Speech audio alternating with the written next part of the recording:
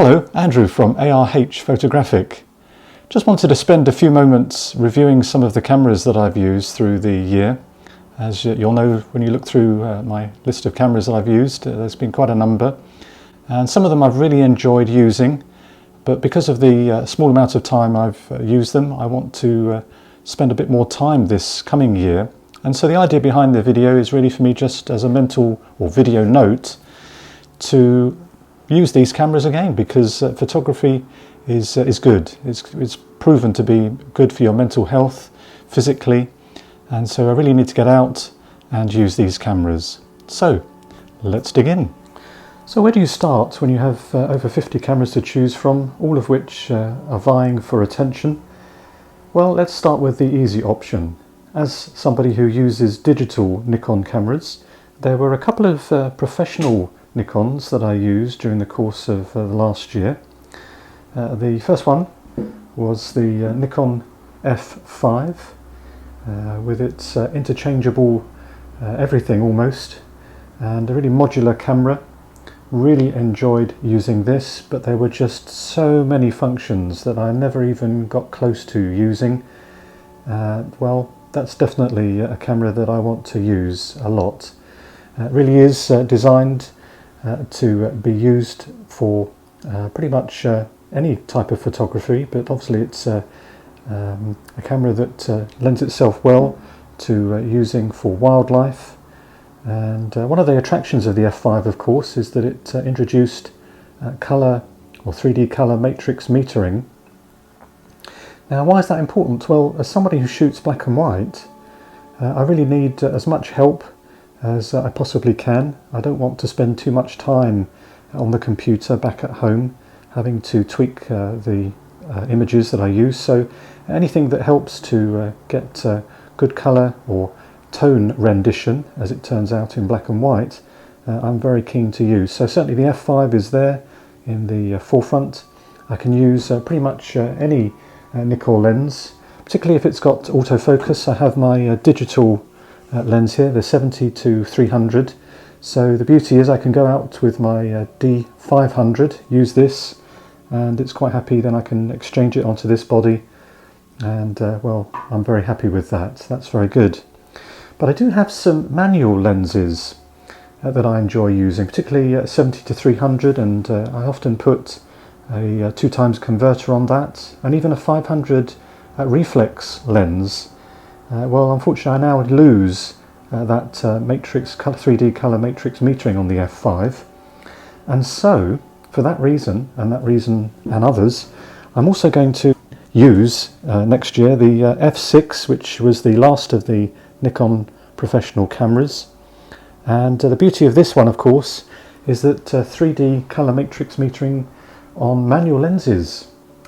So the scenario is I have on the F6 my 500 reflex lens with a 2x converter, giving me effectively 1000mm lens, and then on the F5 I can stick the 70-300 that I mentioned, and well, what better combination could I possibly ask for? So certainly the F5 and F6 are cameras that I want to get more intimately acquainted with. Camera number 3 or 2, depending on how you look at it, is the medium format Mamiya 645. When I got this camera, which I got from Real Camera in Liverpool, and I'm very indebted to them, I was allowed to try a Mamiya C330, and while I like bellow cameras, this one really stood out. I just liked the feel.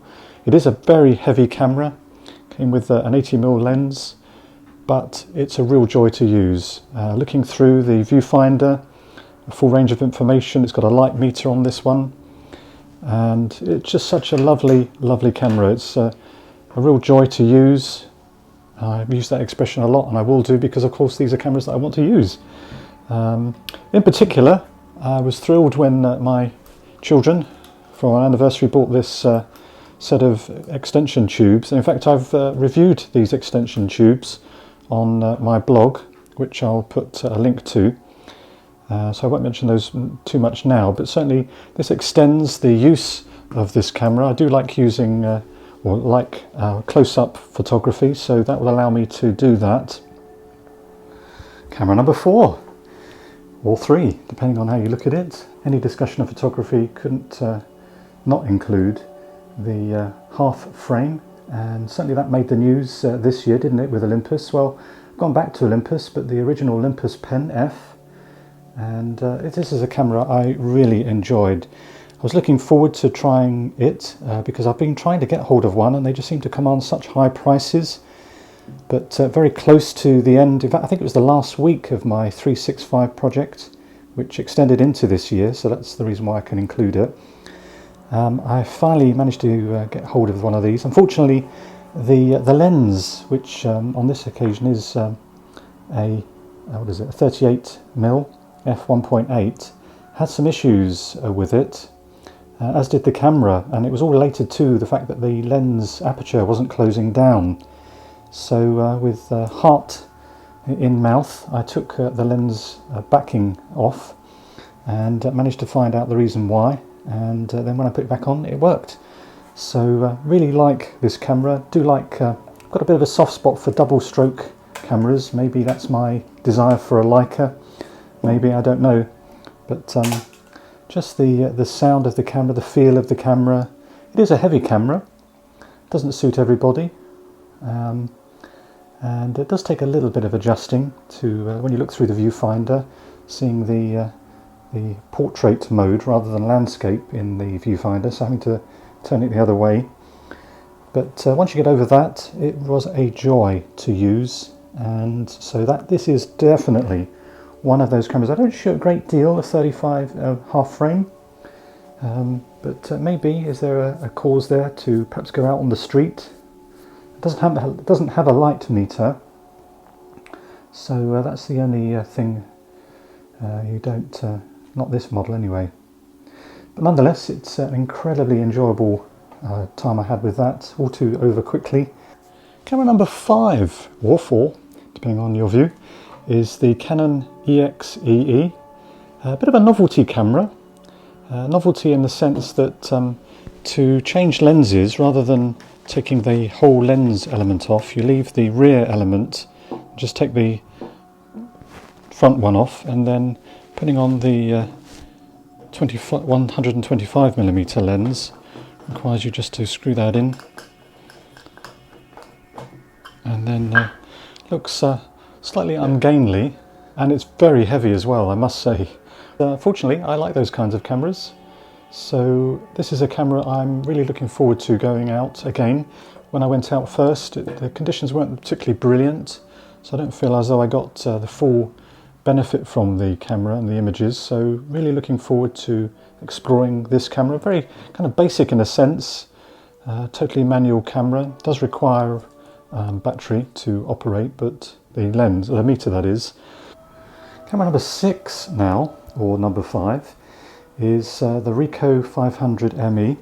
During the course of the summer, I had the opportunity to attend a photo walk arranged by Analog Wonderland. We were in Liverpool walking around the streets, and a whole group of us, and I thought, well, which camera do I take?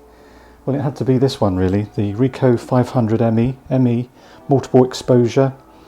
Being a bit of a control freak, I didn't want just a point and shoot, so although you have got auto mode, and you can select, if you like, its shutter priority, you can go into manual mode. They like me to, I'm not sure whether it's completely accurate, I did be inclined to use a light handheld meter here, but it was just such a joy to use this very light, very pocketable camera.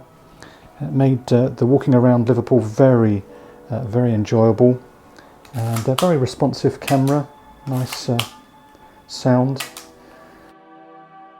What more can I say really? It's just one of those really good cameras. It does require batteries to operate. That wasn't a problem, the LR44s. So there's a camera I definitely want to go out and about. Maybe when I'm doing errands, this would be a good opportunity to use the camera, wouldn't it? Put it in the pocket, see something, and then you're able to take the image. So this is definitely a camera that needs some more attention. Camera number 7 or 6 is the Wera Matic. So pleased I managed to acquire one of these. I've heard the reputation is really good. Well, it's true. Having used one, it's just a sheer joy. So simple to use, very svelte, very Spartan top. Literally just wind on, which I can't remember how we do now. Oh, that's right, yes, we wind on in a funny, slightly different way, don't we? Take the lens cap off, which doubles up. We have to turn the collar and take the image. So again, novelty to the images. Again, it wasn't, from my memory, a brilliant day to go out with, but it certainly took some good images, and I want to explore this one. It's just such a joy to use, and again, you get all full in through the viewfinder, the full information, aperture and shutter speed, and the light meter is there of course as well. It's received a bit of a bump, but it doesn't seem to have affected. And remembering that this is a light meter as well, takes into consideration the prevailing light conditions. So again, it's such a simple camera, but real joy to use. I suppose a bit like the previous camera, nice and portable if you like, I suppose, although a bit big for the pocket. Such a joy to use. It just allows you to immerse yourself in the photography rather than being concerned about things like with the f5 or f6. You've got so much there. This is the other extreme really, isn't it? Although it does have all that you need to get good images, and that's the point really, isn't it? So there's camera number 7.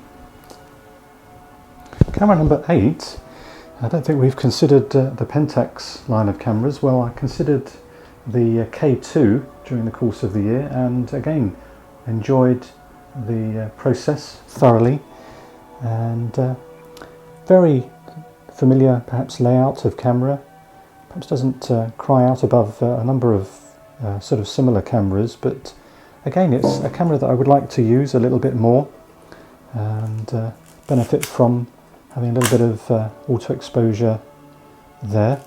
That would be nice. So we'll look forward to using this camera definitely. Some regard it as perhaps a lesser camera than maybe others in that line, but I'm pleased to have it, and I will use that definitely during the course of the next year. Camera number 9 is the Minolta 9000. I never thought I'd get hold of these. These seem to command such high prices, but I believe I picked this up from the photography show back in March of the year, and very pleased to do so. It's one of those cameras that really made a mark when it came out, and for good reason. And it retains this lovely balance between sort of automation and manual, and it feels, it's quite heavy I suppose with when you put a lens on it, but it has really much everything that you want, everything that you look through the viewfinder, so you can really immerse yourself. I've used that expression a lot during the course of this video, but that's really what, for me, that's what my photography is all about, immersing myself and allowing myself to enjoy taking the images. So this is definitely a camera that I would like to use more frequently. Not quite sure where though, because a lot of the other cameras I have, perhaps I would gravitate towards. So I would really like to find a little niche for this camera if I can. So that's my goal for 2025. So there's the end of the review. Hope you've enjoyed as much as I have going through these cameras. As I mentioned, I really look forward to using them over the next year, in addition to the cameras that I have lined up to review for the very first time.